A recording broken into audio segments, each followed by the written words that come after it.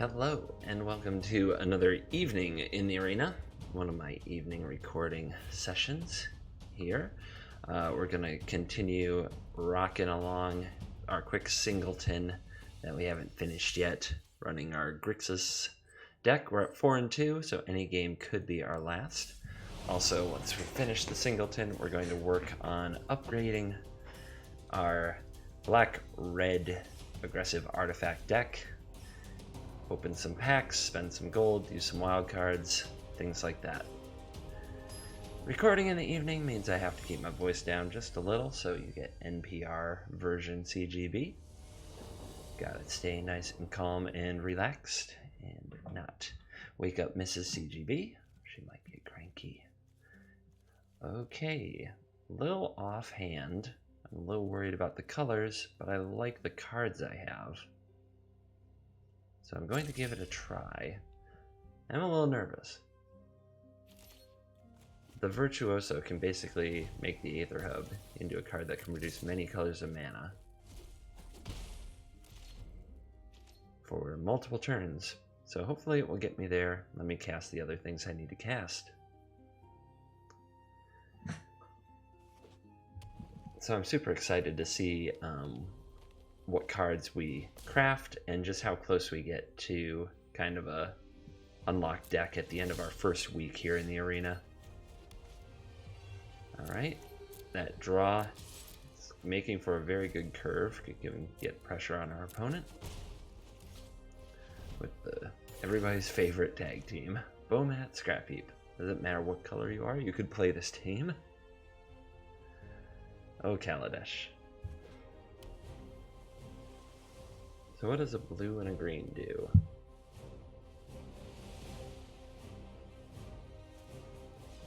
Merfolk. We've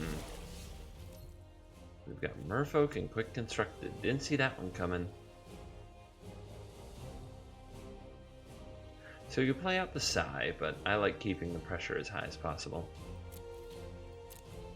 I could bluff attack with this Bomat, but I think my opponent would call. I'm too nervous that they would call, to be honest. So I'm not going to do it.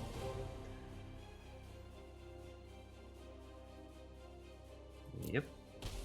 Alright, let's add a mana, make it red, and drop the Virtuoso. Although we probably won't be making a Thopter for some time. We need the energy to fix the colors of mana that we lack.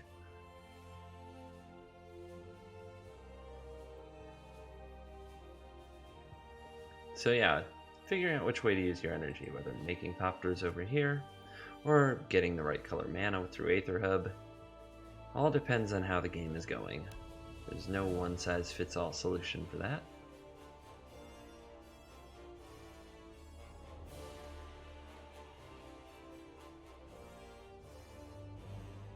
So, blue-green, Adventurous Impulse into Mistbinder.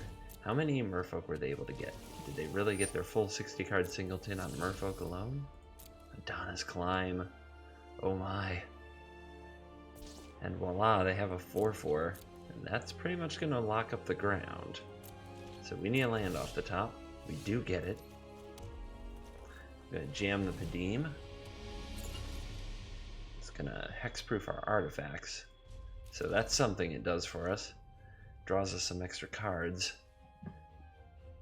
But we're gonna need more artifacts.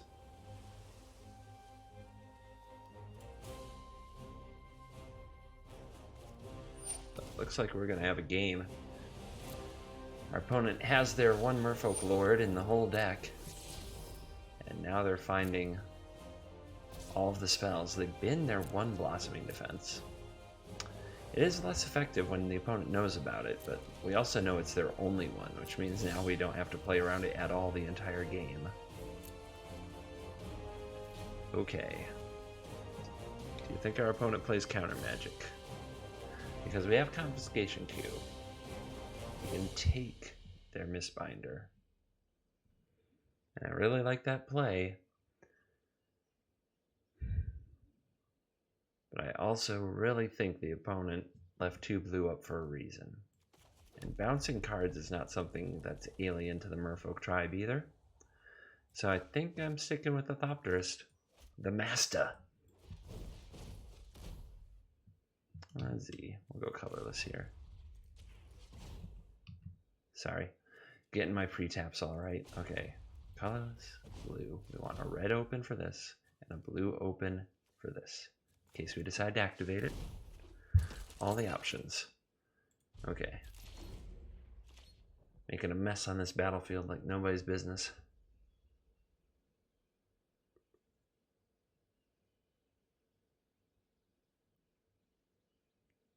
So the reason for the late night recording, besides insomnia, would be that Mrs. CGB wants to go to the movies tomorrow and see the Megalodon, or the Meg, big old shark movie with Jason Statham. And who am I to turn down a shark movie with my lovely wife? All right.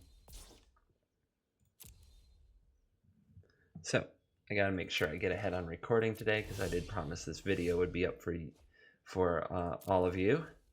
The deck crafting video. Gotta do it right. Okay, we master a metal. This can get us artifacts. I'm still nervous about Confiscation Q. Spell Pierce just seems like a card our opponent could have. If they do, they'll definitely counter this Tezzeret, so it's a good test spell. Let's see what happens. And it resolves. Okay. Everything could just be fine. We get a Metalspinner's Puzzleknot straight off the top. Our opponent gets another turn with Hadana's Climb, but nothing's on like the flip level yet. There's an opt. Also right now, every artifact we play makes a Thopter. And our Whirler Virtuoso can make a Thopter. So we can stall for a little while if we need to. Padeem's also drawing us extra cards and keeping our artifacts hexproof. Here's the Forerunner. I bet that gets the only Cumena in the deck, and I'm going to have to make a decision about if I'd rather steal that Cumena.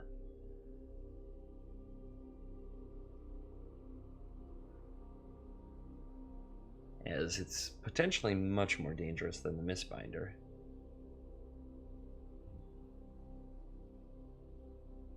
But let's see. First, our opponent has to go find it and choose it. Maybe they won't. Ah, a Tempest Caller. Okay. So our opponent's trying to beat us with the Tempest Caller. Might be a very good strategy.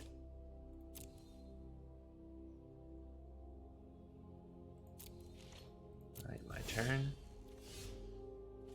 So we have a few interesting ways around the Tempest Caller. One of them is that we can make Thopters after it resolves with the Virtuoso. That can at least get a block down.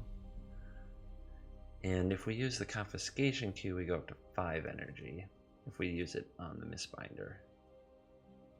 So let's start with a plus here and see what we get. That's a really good one.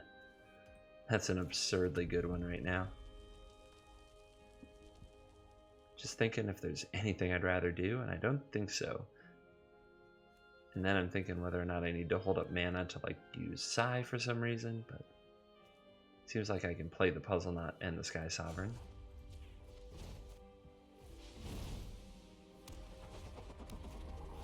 Boom.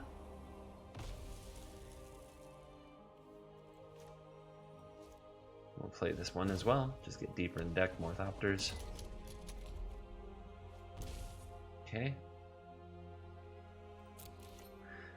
I suppose I should have done this first. Another little mistake. I blame it on the late night. Although, I guess you guys have seen me make a few misplays now. And, yeah, it's not that bad to get damage through either. If we had attacked first, it's possible our opponent may have blocked with something, and then killing the Mistbinder would have resulted in the creature that blocked dying as well. Still, an attack like that is so obvious, a good opponent would take the damage anyway.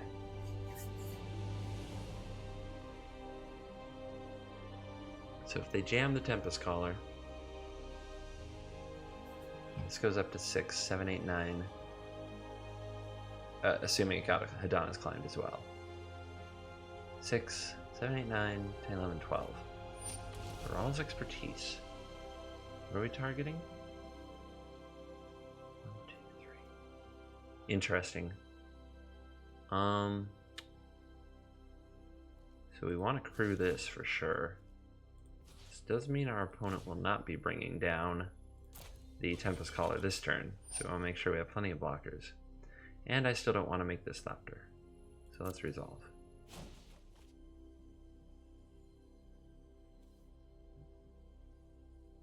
They can put the Tempest Caller into play. It is the only one they have. And if they really go all in, I think I just win on a crackback.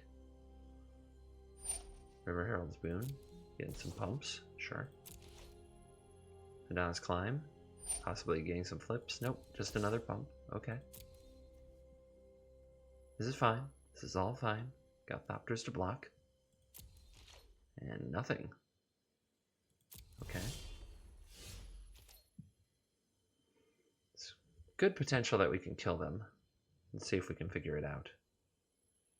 1, 2, 3, 4, 5, 6, 7, 8, 9, 10, 11, 12, 13, 14. Yeah. So we can do it without even doing anything else to the board. So let's just get it done. We'll crew the skyship. We'll fly in with it. It will deal 3 damage, but that's not what matters. This doesn't have to attack. The Thopters all flying can't be blocked here. And we'll drop bombs on the Branch Walker because we can. Alright. And then we have Tezzeret, Master of Metal. -3, target opponent loses life equal to the number of artifacts you control. 1, 2, 3, 4, 5, 6. That will do it. So Tezzeret, Master of Metal, brings it home. And that got us to the above the break-even point in Singleton. So that's good. We're already getting a little more gold than we put in.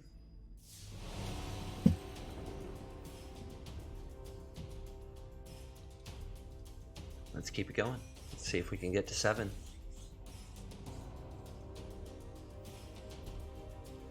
One of my YouTube comments said I'm being a bit unfair to the monocolor Singleton decks in the last video. I think that the mono red just tilted me with that tough curve, which I did mention. And otherwise, yeah, probably a little unfair.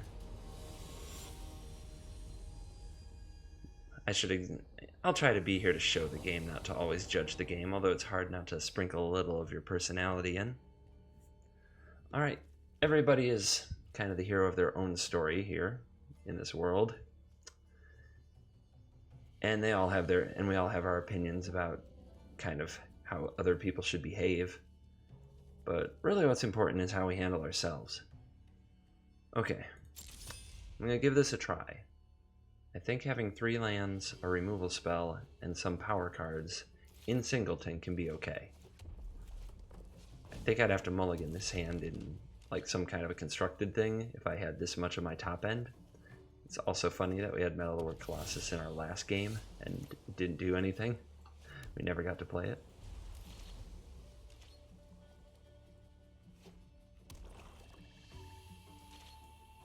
Alright, my turn. Play this. I'm not going to crack the map until I absolutely need it to make my land drop. It helps me make a more informed decision about what land to get. So I'll just wait until I'm about to miss a land drop, like right now, and then I'll go fetch with it.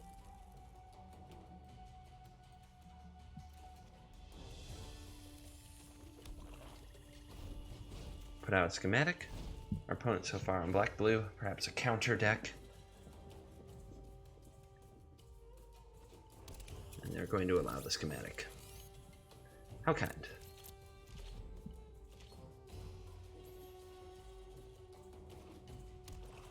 You see the Metalwork Colossus, the casting cost updates in your hand, so it says 11 right now, but then it goes to 9.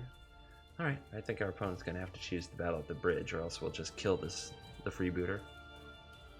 Well, let's see what they do. Freebooter, when it enters the battlefield, it takes a card away from me. Normally it takes the removal spell, because if you don't take the removal spell, it will just kill the freebooter.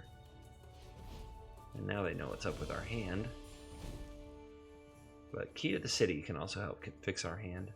Let's see if the opponent has a response here. Nope. We saw Key to the City in the previous video do some good job fixing our hand, and we're probably going to need to fix our hand quite a bit this game as well. as we just have a lot of cards that are too expensive for right now. It's not a bad thing to discard the Metalwork Colossus and get it back later, because you can do that by sacrificing 2 artifacts. Alright, our opponent with a treasure map. At end of turn, I am going to discard the Colossus.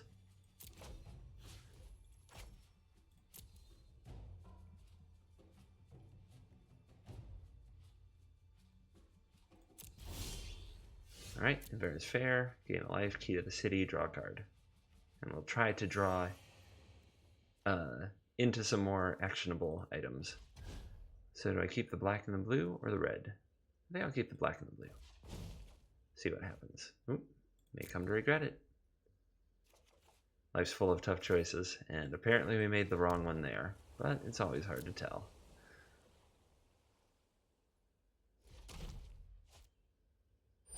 Treasure map doing some scrying.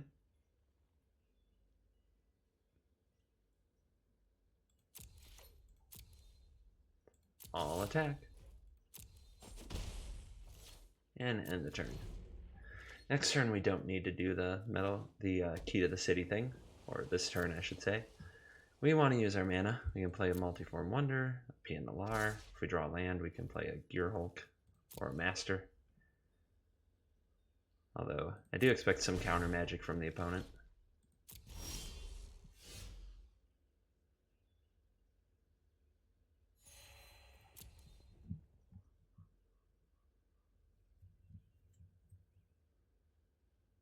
May I see my card? Healy Rye. Alright, let's attack with our little 1/1. Trying to go the distance.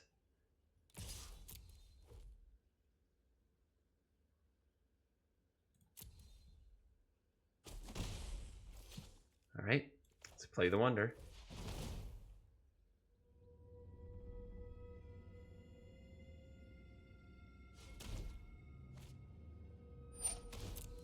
Opponent scries in response, that's fine. But I suspect they know what they're going to do anyway and counter it.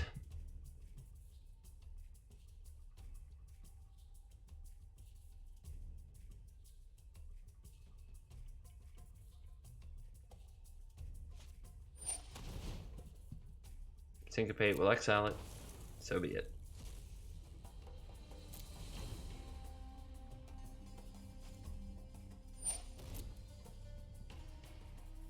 So, time to flip a map.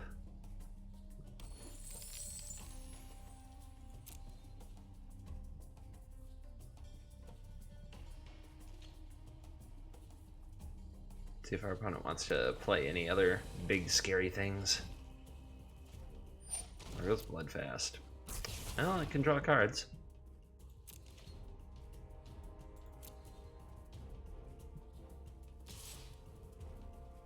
And the pricks just keep on coming. Prick, prick, prick. One by one by one. Damage, damage, damage.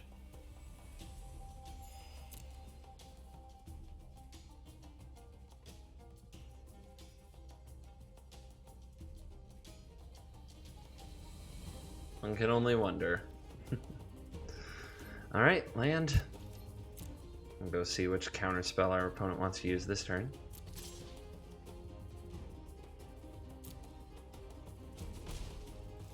Alright, since I can't play both of these, I really would rather wait till I can. But I can't play the Gearhulk either. It's kind of a tough one. I can't double spell, so I may as well single spell.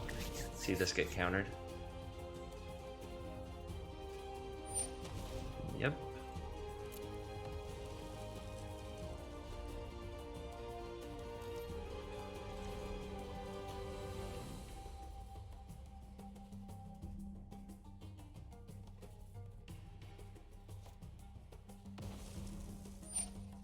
Our opponent will sacrifice a treasure using the transform treasure map, Treasure Cove. That's what it does. Draws cards when you sack treasures. Opponent's reading our graveyard. Perhaps they have their Scarab God, which would of course be pretty tragic.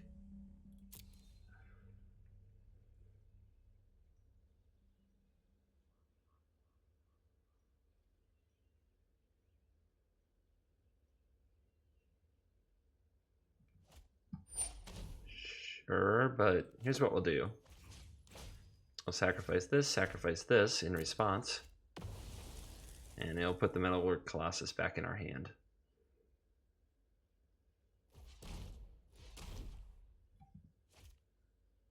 Okay, he's going to Bloodfast in response, maybe looking for the one disallow in the deck.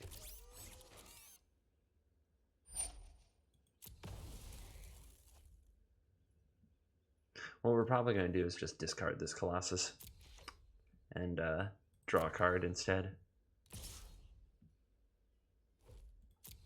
They keep attacking. The Inventor's Fair has like kind of numbed the attack while I get to keep attacking them. And their life total is worth cards because of Argyl's Bloodfast, letting them pay 2 life to draw a card. And cards are valuable. If I were them, I'd consider blocking, or at least keeping the creature back to block. But of course, that's up to them, not me. Alright, discard the Colossus. This means that we can draw a card when the key untaps.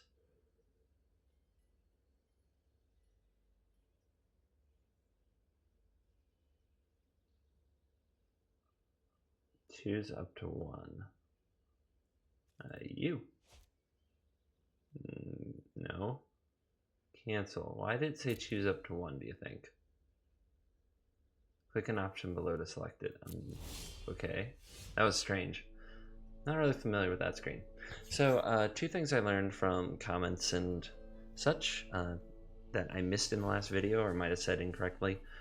So Smuggler's Copter is the banned card in Singleton. You can't enter your deck while it has Smuggler's Copter, but we could have added Aetherworks Marvel.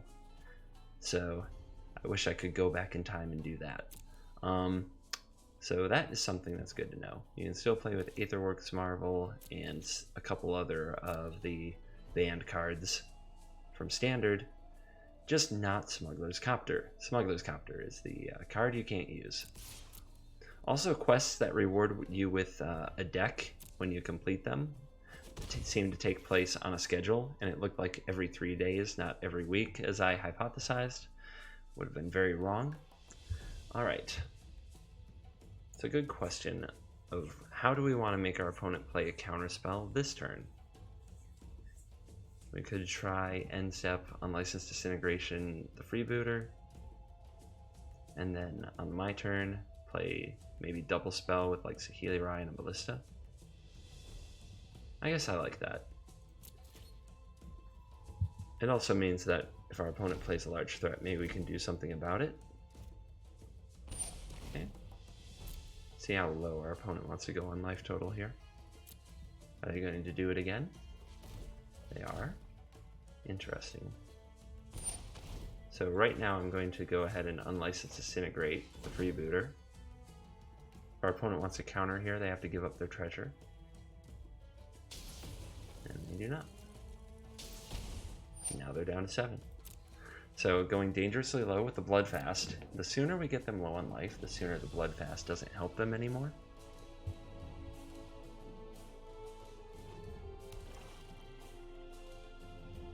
They've drawn plenty of land this game, for sure. You gotta wonder if they consider themselves in flood territory, or if they still have action spells in their hand.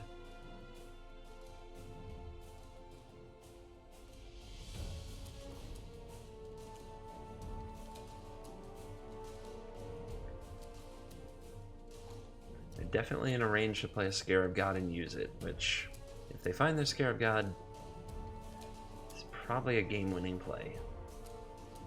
They're trying to tap super careful. They've got something up their sleeve. And they're tapping 2 blue. It's kind of strange. Allergic Summonings. It's an annoying card. Whenever they play an instant or sorcery, they get an XX artifact token. It's pretty scary.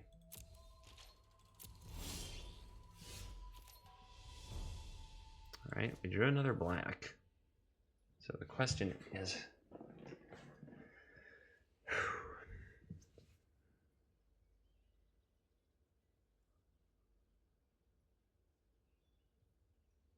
So I think we try to resolve the PNLR. It'll probably get countered, and then we resolve the Walking Ballista.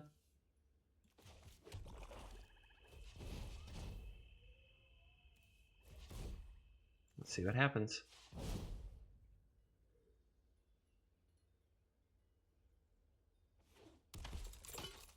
Interesting. We have to be very careful. Our opponent, well,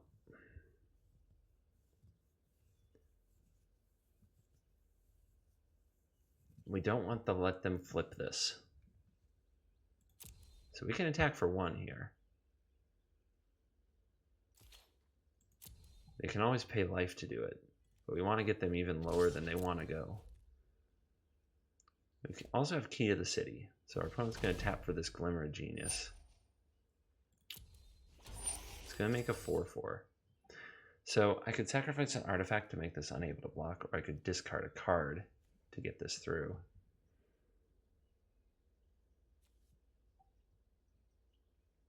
Let's resolve their Glimmer.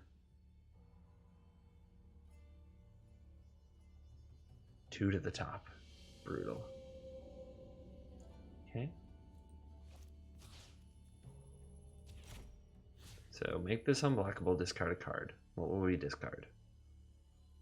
I think the best discard might be Battle at the Bridge. I think the other cards may be much more valuable. And our opponent knows about it, so I don't think they're going to stumble into it or anything of that nature. So that'll take him to 6. We'll play our Walking Ballista while our opponent's mana is low. What have they played? They did use their Fatal Push. Alright. This one looks really bad. Our opponent, when you imagine what could be in their hand, it's just so many things.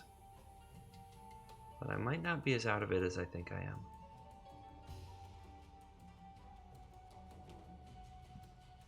Our last few spells resolved, which implies a lack of counter magic. Our opponent's going Draw-Go. Do we want to draw a card with this key? I don't think so. I think we want our mana. Although, it's not like I'm going to play the Gearhulk here, but I think I want the mana for other things. There's nothing really to copy, but Saheeli Rai can add to the burn plan. It is a point of damage out of nowhere. You know what? 1, 2, 3, 4. 1, 2, 3. Yeah, we're going to decline. Because we can also pump our Walking Ballista. Confiscation Coup. Don't think that's going to do it. So with that in mind, we'll probably discard that.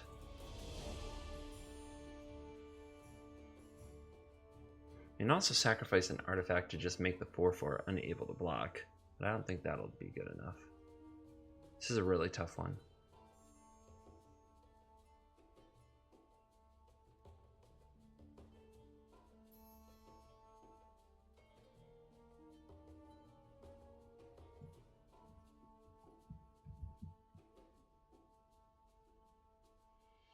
Alright. Combat, attack.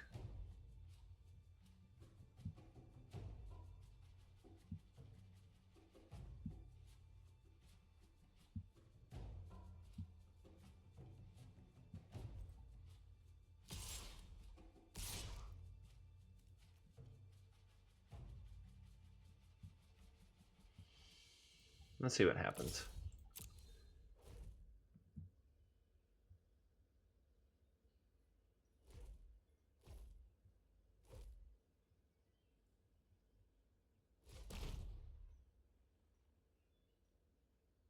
I figured that's what the target would be.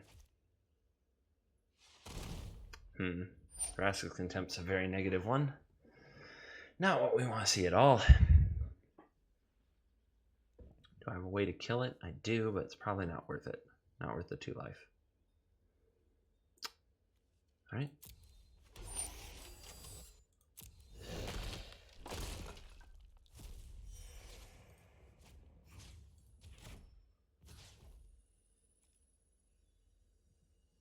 The Coup can grab a 4/4, but the Gearhulk's just a better threat.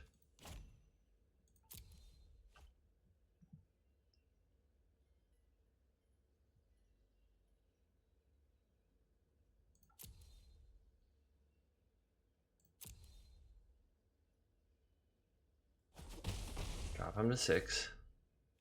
Gearhulk likely gets countered here, doesn't it? So I'll go for Saheeli, but I don't think that's going to work. Still, now I at least get to add a counter to my Ballista.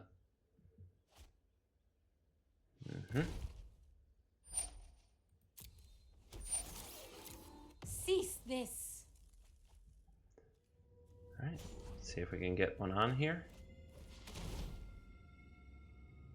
The opponent's got another kill spell for that too.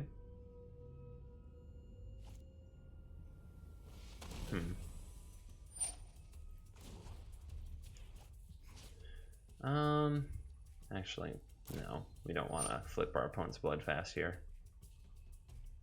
We'll put the Ballista back in the deck, but the commit kind of says that they don't have another thing.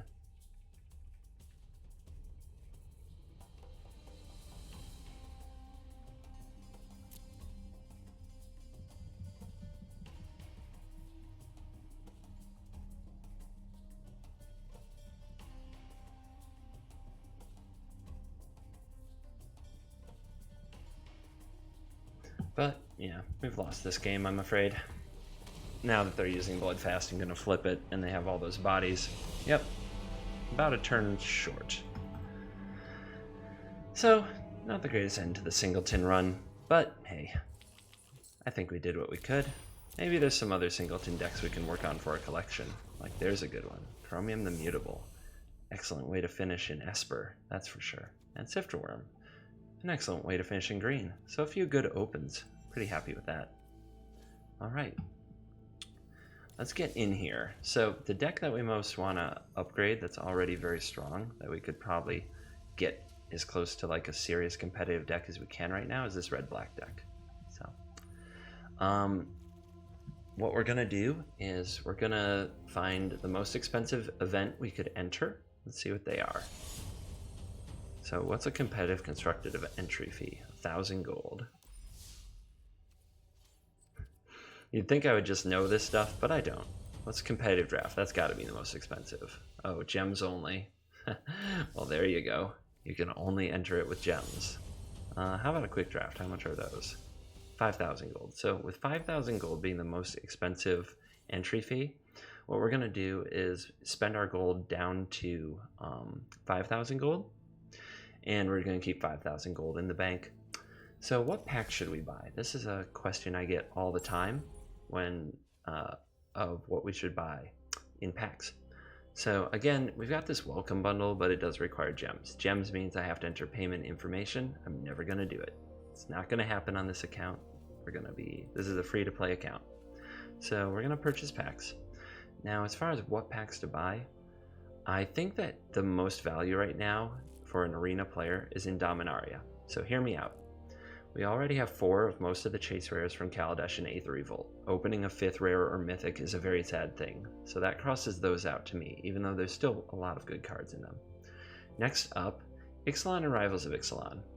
I don't find these sets to be particularly strong. Yes, they have a few good rares, but the packs overall don't really do it for me. Unless you're specifically making Vampire, Dinosaur, or Merfolk, or Pirates, I really don't recommend any of those decks right now, so I would avoid these. Core Set 19 are the packs we get right now when we win enough games, and it's also our weekly reward. So getting extra packs of Core Set 2019, I don't think is very necessary either. We can unlock those differently. And Amonkhet and Hour of Devastation and Dominaria are what's left. Now, I don't believe in avoiding decks or trying to build rotation-proof decks, as you'll hear some people say, because what happens in October is these will no longer be part of Standard, which is what we play in Quick Constructed, Standard. So these won't be a part of Standard anymore.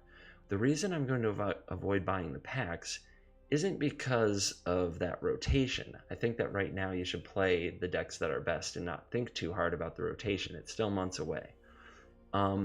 The reason I'm not going to buy these right now is because I think that getting the play experience with Dominaria right now is more beneficial to new players.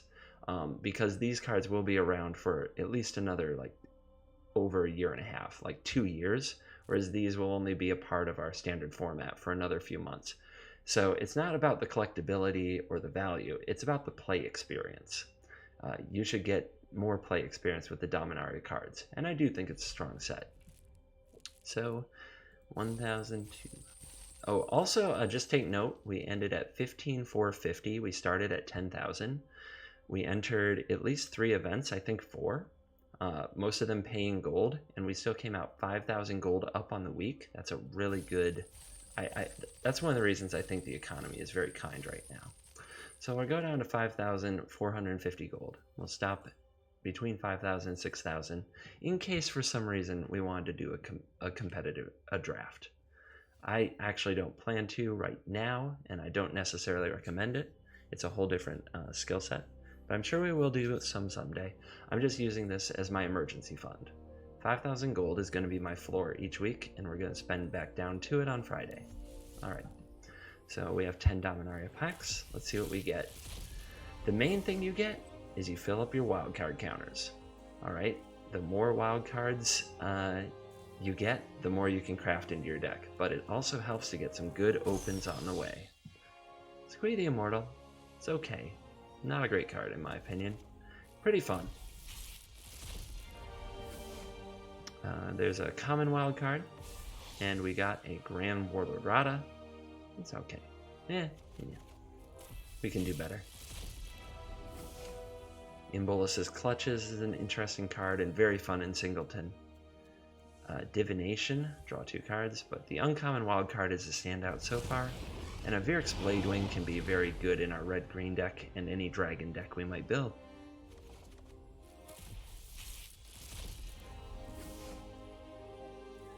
Another Llanowar Elf. I think that means we've got our full playset, so that's good. Get2 Lava Runner might go in a red deck, and we got another Demon Lord Belzenlock. It's our second one for this free-to-play account. Alright, Syncopate might be played someday. And there's Torgar, the Famine Incarnate. The music is very funny when you're opening packs. You can hear it kind of fading out. So what do we got here? Darikaz Reincarnated. Maybe someday for a dragon deck. Right now it's a very, very expensive card to play in Constructed. Maybe we'll make one of our singletons. Anyway, there goes that mythic. Teshar. Some pretty average opens so far. But of course they can't all be Teferi. Hero of Dominaria? No, but Sulphur Falls is a rare land that might come in handy. God, the music in and out is really... it's pretty funny. This isn't a fight you can win. Well, there you go. There is a very good card. And we'll have to find a way to make use of it in the near future. And what do we have last? Tempest Djinn. So that's our second Tempest Djinn, and that can help out the mono blue deck. So, there you go. We've opened some packs. We now have 10 common, 13 uncommon, 5 rare, and 4 mythic rares. Let's get to work on our deck. It's not going to be really a red-black starter deck anymore. This is going to be Rakdos upgraded. Actually, you know what? Because people are always looking for content on the starter builds, because there's always some new people getting into the game these days, what we're going to do is clone it. And this is a good idea anytime you're about to make changes to a deck, is to use the clone option down here. You see I double tapped it by accident. Red be upgraded. Let me upgrade you. And let's get in. Alright, it's time to talk about the cards that we want to get. Let's start with mythic rares. So we're going to use filters, and we're going to show rare and mythic rares. And we'll go mythic first. This deck is mostly red, not really black, but I'll keep it on for a moment anyway. So we see already that our black mythic rares are really expensive, but our red mythic rares, do I have the wrong filter on? No, I don't. What's up? Oh, we have to do unowned. That's it, unowned. So here we go. None of these really fit our super aggressive style or are worth a mythic rare card, but I'll show you what's definitely worth a few mythic rare cards. And here they are right here. This is Rekindling Phoenix. Rekindling Phoenix dies. Create an 0/1 elemental and at the beginning of your upkeep, sacrifice it and return a card named Rekindling Phoenix from your graveyard to the battlefield. It gains haste. This card is really good. They kill it, it just comes back. You block, it comes back and then attacks. It flies. It's really hard to stop. I'm going to start by grabbing a couple of Rekindling Phoenixes. Another thing that I'm going to use as kind of a baseline is I'm not going to craft more than 2 on my mythics and more than 3 on my rares. That's just because of diminishing returns, especially things that are legendary. This is the next mythic we're going to craft. Hazoret the Fervent. Another card that can just win you some free games. And we're going to get this one out. Just super powerful, indestructible, haste. It can't attack or block unless you have 1 or fewer cards in your hand. But if you're playing out all your cards to be aggressive, then you're doing it right, as they say. Alright, so those are our 4 mythic rares. Let's move to rares. And we have 5 of those to use. Let's go look around at what we want to start using them on. I know one off the top of my head, and it's another rare card. It's another red card, is what I meant to say. And it's Glorybringer, a totally amazing dragon. Flying, haste, and 4 damage to a creature when it attacks. Just amazing value for 5 mana. It'll be the most expensive card in this deck, but the power it brings is so impressive that I think it's got to get in there.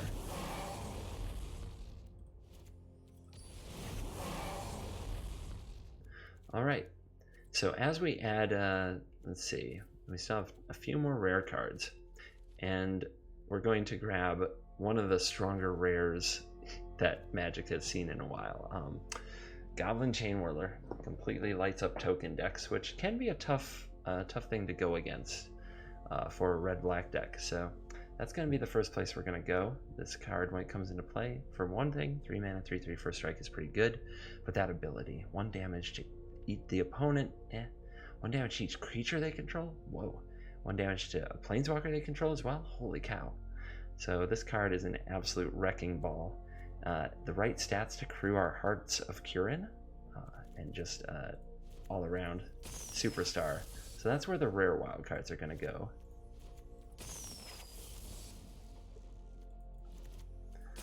And we're going to stick to 3 before we're going to buy some different things when we get our next rare wild cards. I'm going to try to stick to 2 of mythics and 3 of rares at least, because part of it is also you don't want the feels bad ICR card reward or the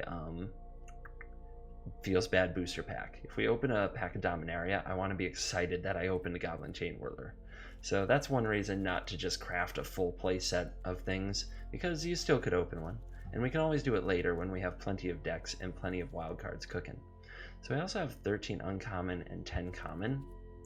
So let's see if there's some upgrades we want to make to the deck right now with those cards.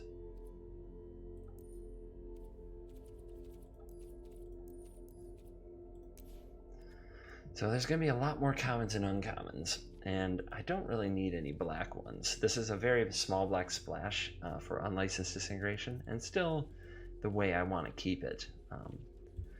Red-black has been one of the more dominant deck types.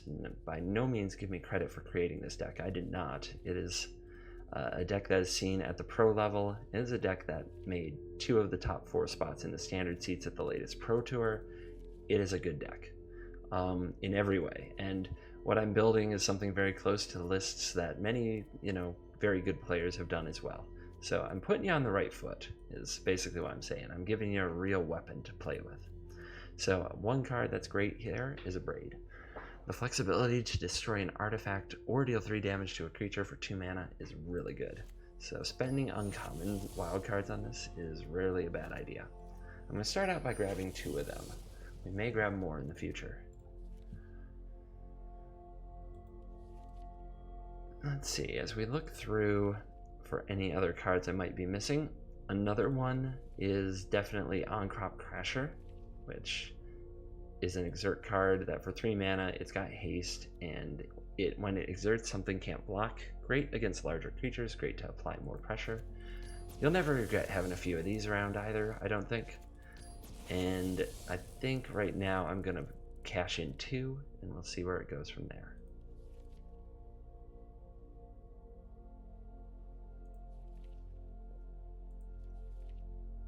So I think that I can actually save my remaining uncommon and common wild cards and save those to fill out some of the the utility spots in other decks.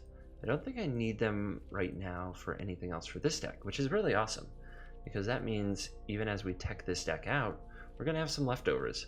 So in 1 week, I'm confident that we're really close to a very, very competitive top tier deck that can go toe to toe with just about anything in the format, and we have wild cards left over to start filling in the common and uncommon spots of other decks.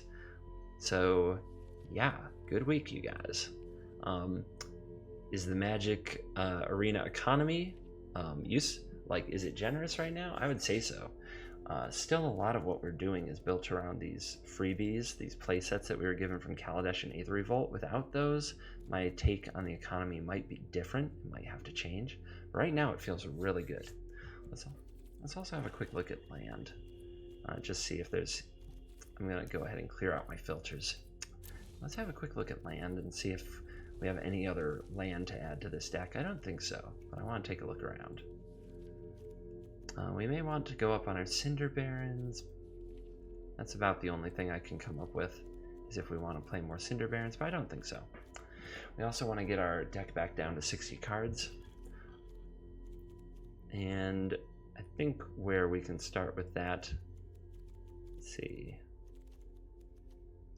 Actually going to pull out the Shocks, because now we have Abrades. Going to pull out some of the Pianolars and the Harvesters, because now we have Chainwhirler and Crasher in the spots. We can cut out some of the Chandras, as good as they are. They are Planeswalker, they are legendary, and they're not very good when you're losing, when you're behind in a race. So I'm going to pull those out. I'm going to pull out the Sky Sovereign, because now we have Glorybringer, which is very similar, but I would say much stronger for this deck. So now it seems like we have to trim on some of the artifact synergy, because the next thing I'm going to start pulling is Walking Ballista, and pare that down a little. And when you start removing the artifact synergy, it makes sense to pull the Inventor's Apprentice. Alright, with less 1-drops, and with Goblin Chainwhirler requiring triple red, I think it's a good place to add some Cinder Barons. I'm going to go down to 1 Swamp, and I'm going to go down to 3 Spires of Industry. I'm going to raise the Cinder Baron count to 4. It is annoying to play that many tap lands, but I think it's for the good. I think we can also cut another Spire here. Also, without the Harvesters, we don't have another source of energy, so perhaps cutting the hub is also a good idea. Like kind of trimming hubs. We still have 2, 3, 4, 5, 6, 7, 8, 9, 10, 11 artifacts. So it's not quite the end of the word. 12, 13, 14, 15. We still have a decent count. I think that we can still get mana from these that we need most of the time. We're at 23 land. I do want to go back up to 24. Let's see. 12. Yeah, we're going to raise our mountain count. Oh no, we'll keep the Aether Hub count high. Right now, without dual lands, I think we have to lean on our Aether Hubs a little more than we necessarily want to. So with 1 card left to cut, I think it should be a removal spell. So I think it's actually Lightning Strike. So as much as I love Lightning Strike, its ability to go upstairs and never be dead in the control matchup, I think having Abrade is a good idea. Although right now Turbo Fog is kind of the new hotness. Abrade is not as good against Turbo Fog. So it might even make sense not to play it, although it's such a good card, and I did just craft it. There's kind of that thing, but man, with Godpharaoh's, as soon as you take out Abrades, Godpharaoh's Gift shows up and Torrential Gearhulk start coming down. Yeah, I think the right trim is... it's either Lightning Strike or Unlicensed Disintegration.